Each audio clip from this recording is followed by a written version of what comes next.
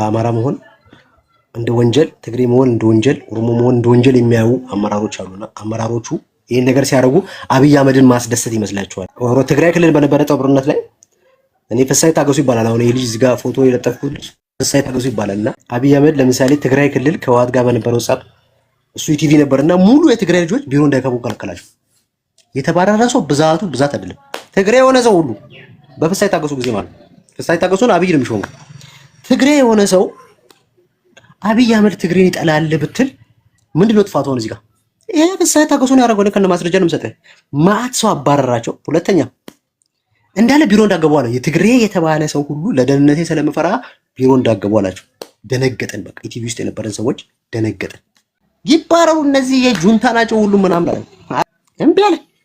ከዛ እረፍት ይምቡ ተባለ። ለ6 ወር ኢቲቪ ውስጥ አገቡ። ኢቲቪ ውስጥ ለ6 ወር ትግሬ የተባለ ሰው እግሩ አልረገጠም። አብይ አህመድ የሚሰራበት ጠቅላይ ሚኒስትር ጽህፈት ቤት ትግሬዎቹ አልተባረሩም።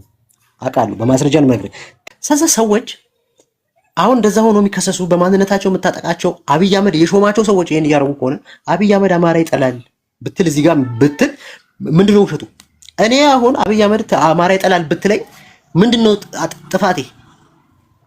ጥፋቴ ምንድነው? አማራዎችን ይጠላል ብትለኝ አማራ በመሆኔ ፋኖ ተብዬ ተከስሼ ከመስሪያ ቤት እስከ መባረር ምንም በማያገናኘው ጉዳይ ማለት ነው ከአማራ ክልል እጅ ማላቅ ሰው የስንት ዓመት የዴዴን አባል የሆንኩ ሰውዬ ፋኖ ነው ብለህ በማንነቴ ስታጠቃኝ ዛሬ እሱን ያሾመው ሰውዬ አብይ አህመድ መሆኑን ሳቅ አብይ አህመድ አማራ ይጠላል ብል ከኔ ግን ምንድነው ጥፋት አለብኝ?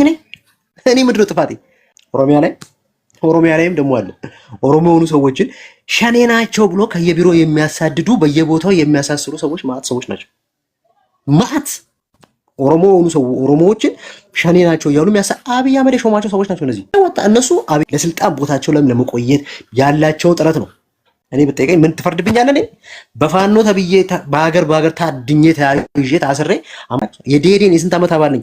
አብይ አህመድ አማራ ይጠላል ብል ምንድነው የምትፈርድብኝ?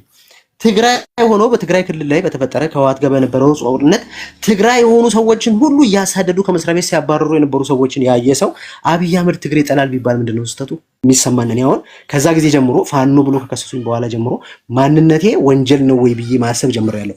ማንነት ሳልፈልግ የተፈጠርኩበት ፈልጌ ሳይሆን ሳልፈልግ የተፈጠርኩበት ማንነት እንደ ወንጀለኝነት ይሰማኛል። ያረገው የአብይ ጓደኛ ነው ያደረገኝ።